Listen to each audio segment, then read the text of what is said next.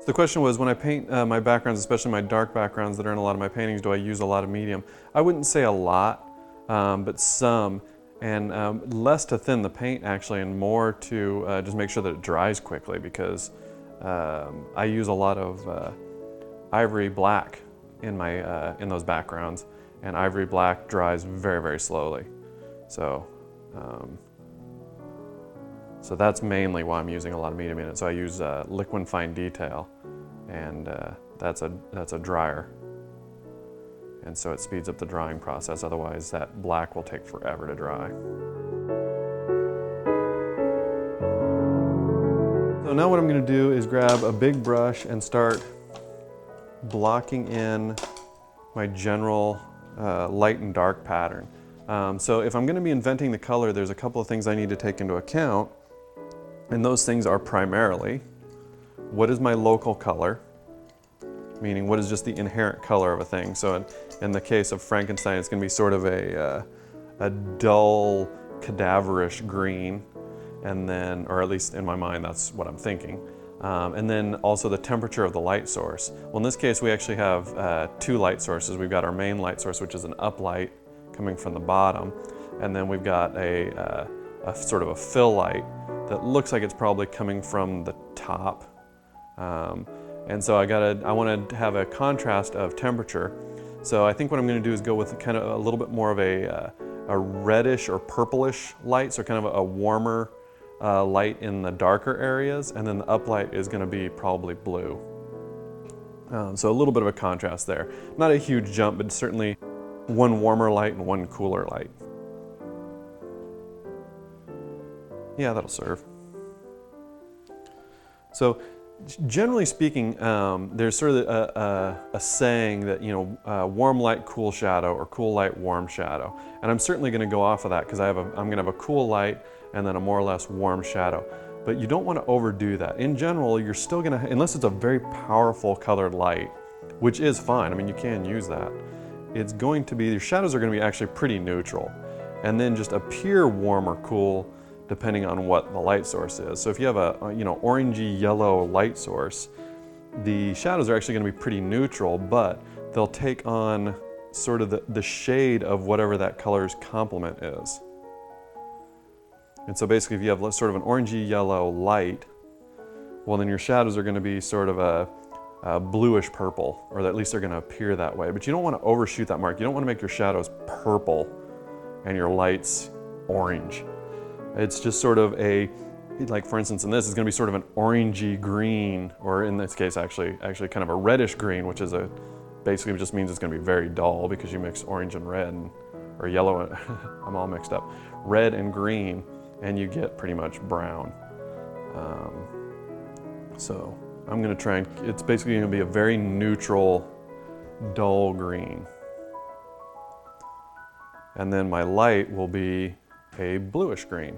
But the further we get away from the light source, or the lightest areas, so in this case in the shadow, I mean it's still pretty dark, but this is the lightest area of the shadow up here, that's going to be the reddish. So there it might shift more towards purpley, or sort of a magenta purpley color.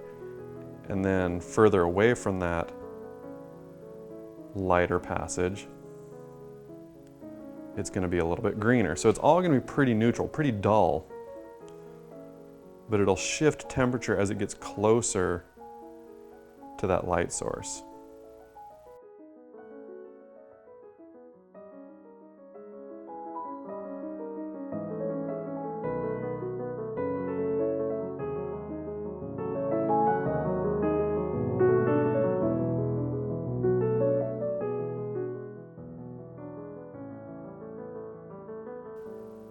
It depends. It depends on the light source, it depends on the reflected light, it depends on the local color. Yeah, there's no just standard color. Usually what I'll do is I'll just go through essentially the color wheel. So for instance, if I've got reddish shadows and I've got bluish light, well then I'm going to transition one way or the other around the color wheel. Well, since the closest thing between red and blue is purple, then my halftones right along the edge of the shadow will probably be a bluish purple green. So you just want to kind of go through the color wheel, just like you would go through the value scale to get from your darks to your lights. You go around the color wheel to get from your cools to your darks, whatever those may be.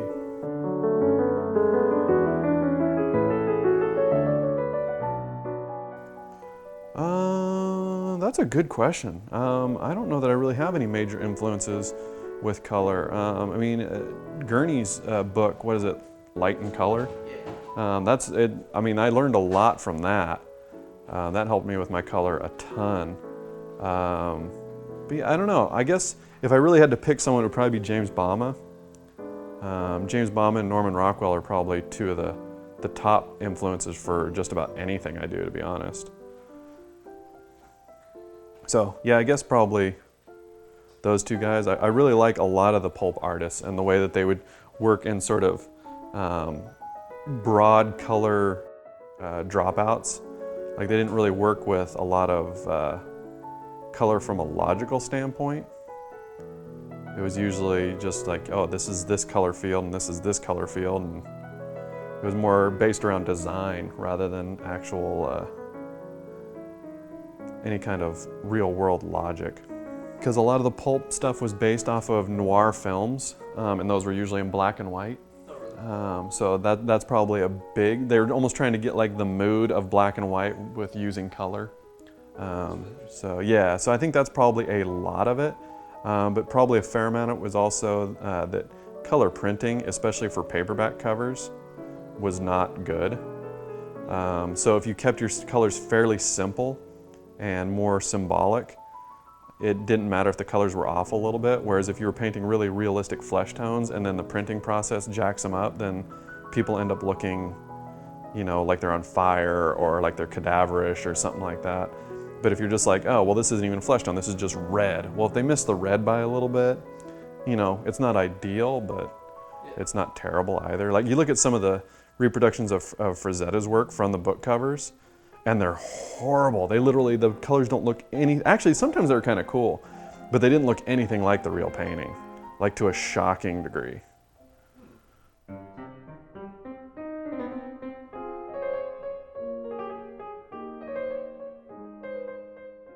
So you can see I'm adding in some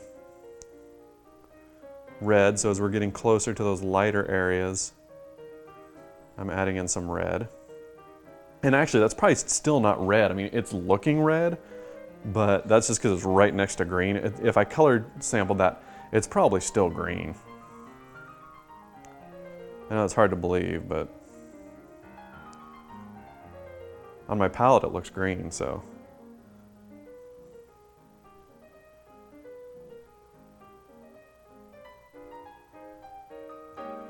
But I don't want to go too far with that. So that two values reading okay. So now what I want to do is switch over to the light side of the head, and that's going to be more of a bluish green. So neighbors will tend to gray each other less. The further you get away from a color, the more mixing them together will gray them. So cerulean and green are pretty much right next to each other on the color wheel, and so they are not going to gray each other very much. But then you jump over to ultramarine. Well, that's a little further away, not a lot, but it's a little further away.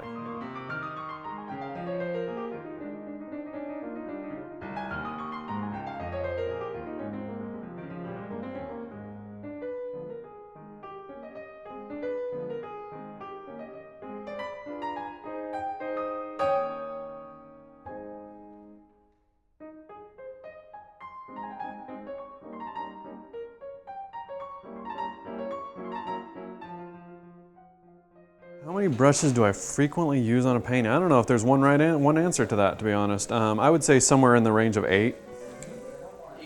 Yeah, if you made me pick a number, I'd say 8's a good number. Yeah. And how do you usually separate those brushes? Is it just based on light and dark values? No. It's just different sizes and types. Usually as I get towards the end of a painting, I'm usually using smaller brushes. So it's more just based on slowly reducing the size. Yeah. Yeah, there's, you know, more detail, more finesse requires smaller brushes, generally speaking. All right, anyway, we'll call that done.